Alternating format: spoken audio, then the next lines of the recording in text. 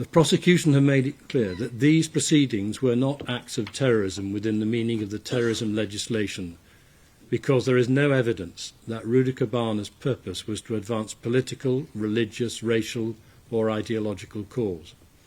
I must accept that conclusion. However, in my judgment, his culpability for this extreme level of violence is equivalent in its seriousness to terrorist murders, whatever his purpose. Whether his motivation was for terrorism or not misses the point. What he did on the 29th of July last year has caused such shock and revulsion to the whole nation that it must be viewed as being at the very extreme level of crime. His culpability and the harm he caused and intended were at the highest. I do not, however, take into account against him what happened in different parts of the country after his arrest. He did not cause that. Axel Rudakubana was born in Cardiff on the 7th of August of 2006. He's a UK citizen, now aged 18, but was still 17 when he committed these offences. He was only 9 days short of his 18th birthday, which has a particular significance. Had he been 18, I make it clear that I would have been compelled to impose on him life imprisonment without a minimum term, otherwise known as a whole life term, meaning that he would never be released. However, the law does not permit such a sentence for those offenders who are under 18 when they offend. Rudakubana has only one previous conviction, on the 19th of February 2020, when he was aged 13, for possession of a knife on school premises, assault and possession of an offensive weapon in a public place. He was made subject to a juvenile referral order. Those offences took place when he returned to the school from which he'd been excluded due to his previous behaviour. He entered the school without permission, carrying a knife and hockey stick, intent on attacking another pupil, whom he said had bullied him. For the offence of murder on counts 1, 2 and 3, the sentence must be custody for life. I am required to fix the minimum term which he must serve in custody before he may apply to the parole board for his release. It will be for the board to decide if he is ever safe to be released into the community, and if ever he is, he will remain on licence for the rest of his life, subject to recall into custody if he breaches his licence terms. The minimum term I will fix will be a very substantial one, and the very least he will be detained, which will mean that he will serve almost the whole of his life in custody. I consider at this time that it is likely he will never be released, and that he will be in custody for all his life. The starting point in deciding the minimum term in custody on counts 1 to 3 must be 27 years, because he was 17 years old when he murdered Elsie, Bibi and Alice. I find the following circumstances make those murders yet more serious. Firstly, there are two exceptionally high factors that would, but for his age, require me to impose a whole life term. The murder of 2 or more persons, where each murder involved a substantial degree of premeditation or planning, and it was in each case the murder of a child with such premeditation or planning. Secondly, the children were particularly vulnerable because of their very young age, being 7, 6 and 9 respectively. Thirdly, the physical suffering that he caused as he repeatedly stabbed them. Fourthly, there were 3 murders. Fifthly, at the time he carried out these murders, he also attempted to kill 10 more, 8 of whom were also very young children. Sixthly, the severity of the injuries caused to the victims. Seventhly, he produced highly toxic poison ricin, which he was very likely to use at some time had he not committed these offences. In mitigation for this offending, Rudakubana is still only 18 years old.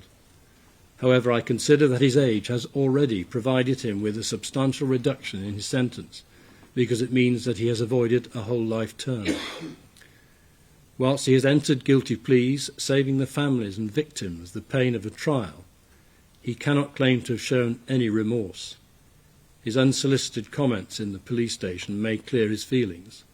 However, lack of remorse is not an aggravating factor. I have read evidence within a statement of an assistant head teacher which describes how Rudakubana's early years at school developed from a normal student to one who became increasingly threatening to those he felt had wronged him, leading to his exclusion.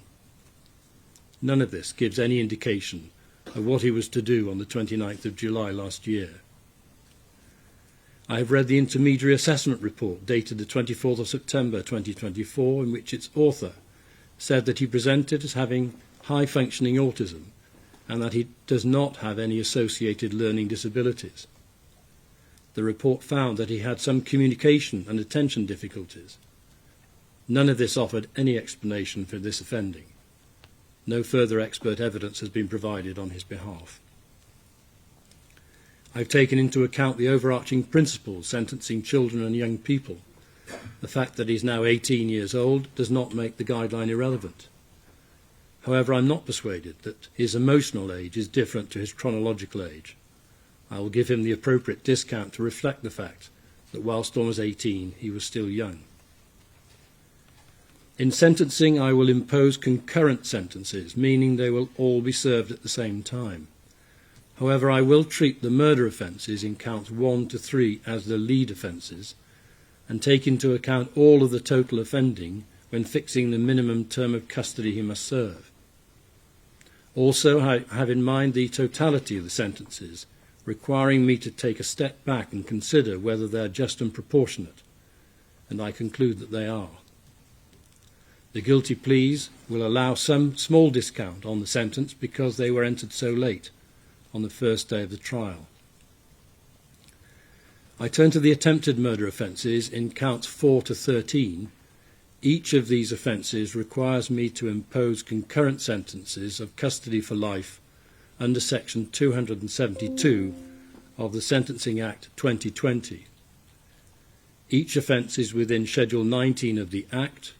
I am satisfied in the circumstances of these offences that Rudakubana is a dangerous offender and that the circumstances justify the imposition of a life sentence. I must then fix the custodial term which he must serve.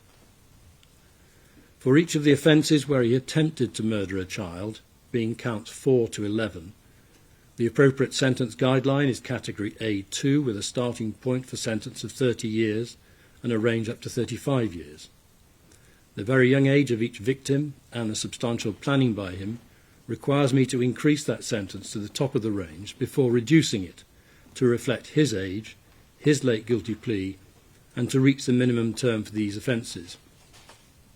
Accordingly, I firstly reduced the sentence to 30 years for his age and 27 years for the guilty plea, leading to a minimum term of 18 years on each of counts 4 to 11 concurrently. On counts 12 and 13, which are attempted murder of the adults, Leanne Lucas and Johnson Hayes, the guideline category is B2 with a starting point of 25 years and a range up to 30 years. With the same aggravating factors of seriousness and mitigation for counts 4 to 11, I increased the sentence to 30 years before reducing it to 27 years for age and to 24 years for guilty plea, leading to a minimum term on those two counts of 16 years concurrently. I now turn to the remaining counts. On count 14, having an article with a blade, the sentence is 18 months custody. This is a Category 1A offence for which I have reduced the sentence to reflect his age and plea. Count 15, production of a biological toxin. There is no offence-specific sentence guideline. I've been assisted by reference to the case of the Crown against Mohammed Ammar Ali, 2016 EWCA Crim 864, in which a sentence of 8 years imprisonment after conviction was upheld by the Court of Appeal, a decision based upon its own facts. I'm satisfied that his production in this case of ricin was more advanced and is associated with Rudakubana's mindset to cause many killings, whilst he had not used the ricin by the time of his arrest, taking into account his culpability and the harm risked, allowing for his age and guilty plea, I sentence him concurrently to 12 years custody. Count 16, possession of a document likely to be useful to a person preparing an act of terrorism, the sentence is 18 months custody after taking into account his age and plea and applying the guideline category 3C. I'm now going to sentence Axel Rudakubana, having explained my reasons.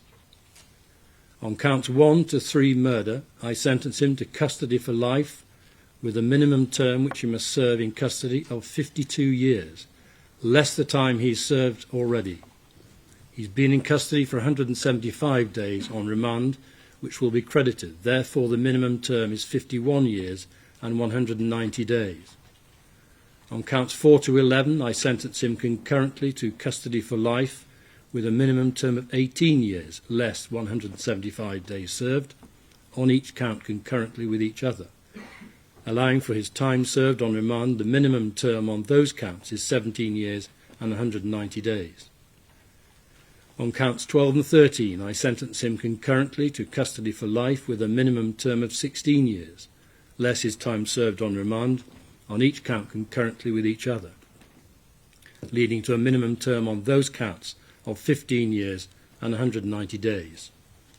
On counts 14 and 16, I sentence him to 18 months custody concurrently with each other and all other offences. He will pay the appropriate amount under 18 statutory charge, which will be entered on the court record. Accordingly, in total, I sentence Rudakubana to 13 sentences of custody for life and a minimum term to be served in custody of 51 days and 190 days. It is highly likely that he will never be released.